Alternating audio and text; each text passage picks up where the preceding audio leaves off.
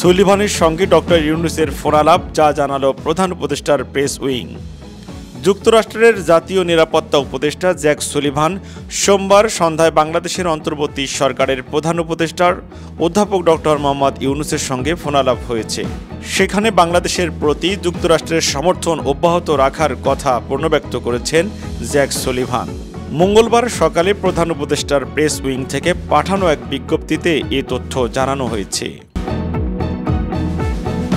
৬ সংস্কার কমিশন শীঘ্রই প্রস্তাব দেবে জানিয়েছে নির্বাচন ব্যবস্থা সংস্কার কমিশনের প্রধান বদিউল আলম মজুমদার। তিনি বলেছেন ২০০৭ ও ৮ সালের মতো সংস্কার যাতে গালিতে পরিণত না হয় সেই লক্ষ্যে কাজ করা হচ্ছে। ৬টি সংস্কার কমিশন শীঘ্রই তাদের প্রস্তাবনা জমা দেবে। মঙ্গলবার রাজধানীর সিডাপ মিলনায়তনে গণতান্ত্রিক পুনর্গঠনের জন্য সংলাপ, জনপ্রশাসন বিষয়ক সংলাপ শীর্ষক এক সেমিনারে তিনি কথা বলেন।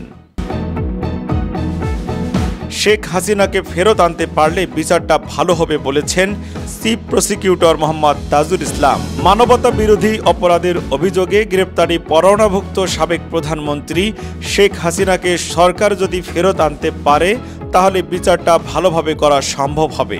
মঙ্গলবার শেখ হাসিনাকে ফেরত পাঠাতে ভারতের কাছে সরকারের আনুষ্ঠানিক চিঠি পাঠানোর বিষয়ে অভিমত জানতে চাইলে চিফ প্রসিকিউটর সাংবাদিকদের এই কথা বলেন।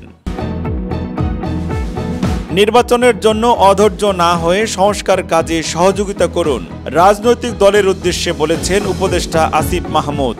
অন্তর্বর্তীকালীন সরকারের স্থানীয় সরকার, পল্লী উন্নয়ন ও সমবায় মন্ত্রণালয় এবং যুব ও ক্রীড়া মন্ত্রণালয়ের উপদেষ্টা আসিফ মাহমুদ সজীব ভুঁইয়া রাজনৈতিক দলগুলোর উদ্দেশ্যে বলেছেন, নির্বাচন নিয়ে অধৈর্য না হয়ে সংস্কার কাজে সহযোগিতা করুন। মঙ্গলবার দুপুরে দিনাজপুর কাহারোল উপজেলা পরিষদ মিলনায়তনে উপজেলা কর্মকর্তাদের সঙ্গে মতবিনিময় সভা শেষে তিনি কথা বলেন। কাকরাইলে অবস্থানের ডাক জোবায়ের পন্থীদের।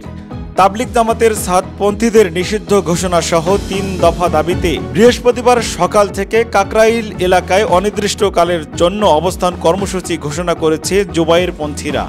মঙ্গলবার দুপুরে কাকরাইল মসজিদে আয়োজিত এক সংবাদ সম্মেলনে এই কর্মসূচি ঘোষণা করেন হেফাজতে ইসলাম বাংলাদেশের প্রচার সম্পাদক মুফতি কিফায়েতুল্লাহ আজহারি। বিএনপিতে আওয়ামী লীগ নেতাকর্মীদের যোগদান প্রসঙ্গে যা বললেন মির্জা ফখরুল ইসলাম। দুর্নীতি ফ্যাসিবাদকে উত্তরণের উপায় হল গণতন্ত্রকে প্রতিষ্ঠিত করা।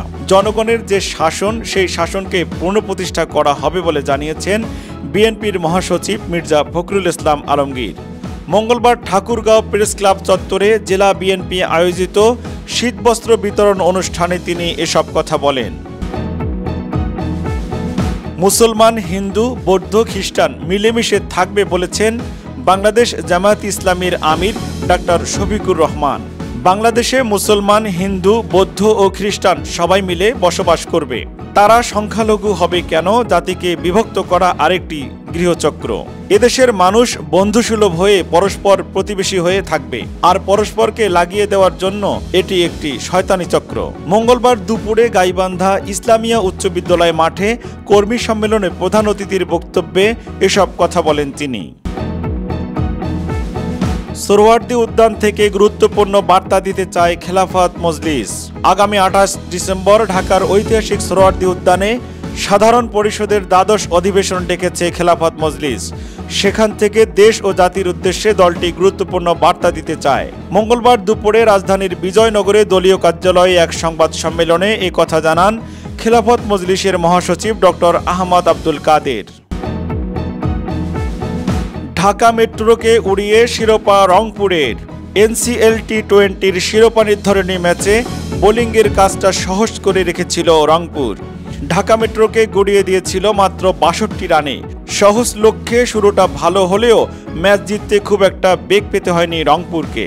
১১.২ ওভারে ৫ উইকেটে হারিয়ে শিরোপা নিশ্চিত করে রংপুর।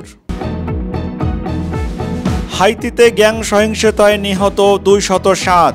অপরাধী গোষ্ঠীর অন্তদন্তে হাইতির সিটি সোলেইলে অন্তত ২০৭ জন মারা গেছেন বলে এক প্রতিবেদনে জানিয়েছে জাতিসংঘ।